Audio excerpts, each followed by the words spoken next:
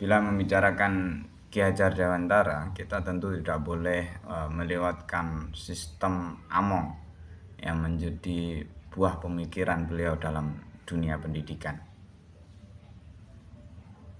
Sistem Among berasal dari bahasa Jawa, yaitu mong atau momong, yang artinya mengasuh anak. Para guru atau dosen disebut sebagai pamong, yang bertugas untuk mendidik dan mengajar anak sepanjang waktu dengan kasih sayang.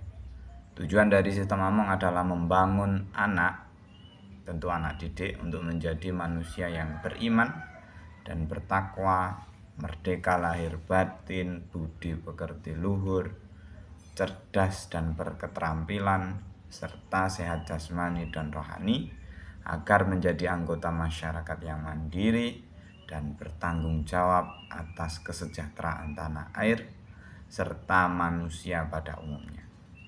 Dalam pelaksanaan sistem Among, setelah anak didik menguasai ilmu, mereka didorong untuk mampu memanfaatkan ilmu tersebut dalam masyarakat.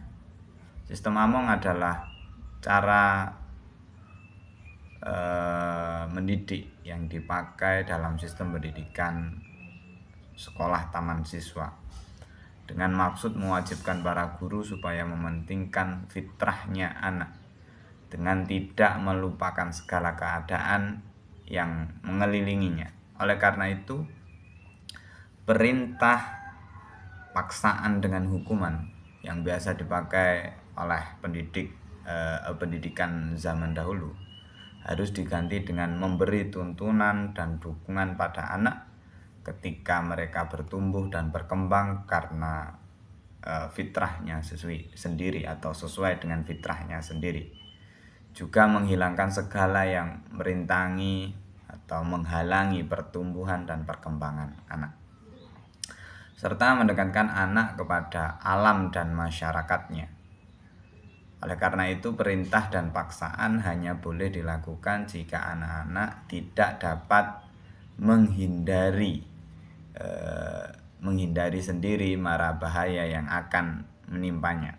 Sedangkan hukuman tidak boleh berupa tindakan yang sangat jauh berbeda dengan akibat yang kelak didapatkannya ketika berada di kehidupan nyata. Sebagai akibat atau buah yang dipetiknya dari perbuatan yang dilakukannya. Jadi hukuman itu sifatnya menjadi penebus kesalahan, bukan siksaan dari orang lain. Ki Hajar Dewantara dalam pidato penerimaan Dr. Honoris Causa atau HC dari UGM pada tahun 1956 dalam 60 tahun taman siswa menjelaskan analogi atau ibarat hubungan dari guru dan siswa, pamong dan siswa, yakni serupa dengan hubungan petani dan tanamannya. Untuk itu, guru berhadapan dengan murid harus berpikir, juga berperasaan dan bersikap sebagaimana seorang petani ketika menghadapi tanamannya. Orang bercocok tanam harus sesuai dengan fitrah dari tanaman tersebut. Janganlah tanaman itu dipaksa bertumbuh sesuai dengan keinginan si petani. Malah harus si petani yang memahami dan mengikuti fitrah dari tanaman yang ditanamnya. Kesuburan tanamannya inilah yang menjadi kepentingan si petani tadi.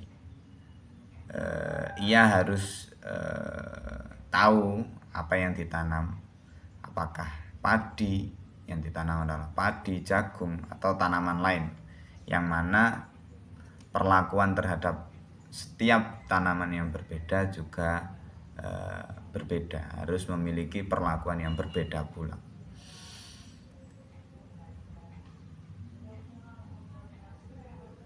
Begitu juga dalam ketika memupuk, seorang petani harus tahu betul kebutuhan dari si tanaman. Ia membutuhkan pupuk apa. Tidak sembarangan harus diberi pupuk, tidak sembarangan harus diberi obat.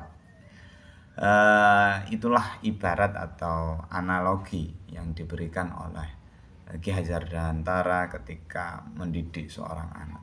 Metode Among juga berusaha untuk tidak melibatkan sistem paksaan dalam belajar, melainkan lebih memilih memberikan sistem tuntunan kepada anak-anak agar hidup mereka dapat berkembang dengan subur dan selamat. Dengan begitu, sistem Among akan menumbuhkan jiwa merdeka bagi setiap siswa. Sementara seseorang yang menerapkan sistem Among disebut sebagai pamong atau guru. Dalam hal ini seseorang pamong tidak boleh menggunakan paksaan, tetapi pamong harus memberikan pemahaman sehingga anak didik mengerti. Pada dasarnya pendidikan adalah proses mengasuh anak-anak untuk tumbuh dan berkembang sesuai dengan potensi atau fitrah yang dimilikinya.